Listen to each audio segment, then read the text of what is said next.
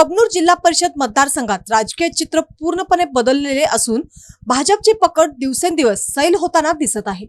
अजितदादा पवार यांच्या राष्ट्रवादी काँग्रेस पक्षाने या मतदारसंघात जोरदार मुसंडी मारत भाजप समोर थेट आणि निर्णायक आव्हान उभे केले आहे। प्रचार फेऱ्या, पदयात्रा आणि जनसंपर्क मोहिमेत राष्ट्रवादीचा झंझावात पाहायला मिळत असून मतदारांमध्ये बदल हवा अशी स्पष्ट भावना निर्माण झाली आहे। राष्ट्रवादी काँग्रेसच्या प्रचारात महिलांचा सहभाग अभूतपूर्व ठरत आहे। प्रचार फेरीत महिलांनी उत्स्फूर्त सहभाग घेत उमेदवारांचे औक्षण केले, तर पदयात्रेमध्ये महिलांच्या रांगा लांबच लांब पसरल्या होत्या। अजितदादा पवार यांच्या नेतृत्वावर असलेला विश्वास आणि स्थानिक उमेदवारांची कामगिरी यामुळे राष्ट्रवादीला मिळणारा पाठिंबा दिवसेंदिवस वाढताना दिसत आहे। कबनूर कोरोची जिल्हा परिषद गटासाठी राष्ट्रवादी काँग्रेसचे उमेदवार शरद पुंडलिक शिंदे कांबळे यांनी प्रचारात आघाडी घेतली असून त्यांच्या प्रत्येक फेरीला जनसागर उसळत आहे।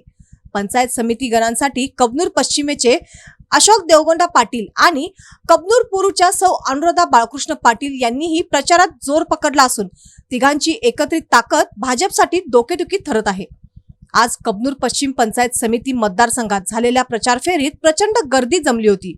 गावोगावी राष्ट्रवादीचा विकास खरा चेहरा अशा प्रतिक्रिया ऐकू येत असून रस्ते, पाणी, आरोग्य, शिक्षण आणि महिलांसाठी ठोस काम करणारे उमेदवार म्हणून राष्ट्रवादीकडे पाहिले जात आहे। राज्यातील सत्तेत महत्त्वाचा घटक पक्ष असलेल्या अजितदादा पवार यांच्या राष्ट्रवादी काँग्रेसने या निवडणुकीत स्वच्छ, चारित्र्य संपन्न, लोकाभिमुख आणि कार्यक्षम उमेदवार दिल्याने भाजपची रणनीती कोलमडली आहे। त्यातच कबनूर जिल्हा परिषद मतदारसंघात महायुतीमध्ये बिघाड झाल्याने भाजपचा प्रचार विस्कळीत झाल्याचे चित्र स्पष्ट दिसत आहे। एकीकडे महायुतीतील अंतर्गत नाराजी उघड होत असताना दुसरीकडे राष्ट्रवादी काँग्रेसने प्रचारात निर्णायक आघाडी घेतली आहे।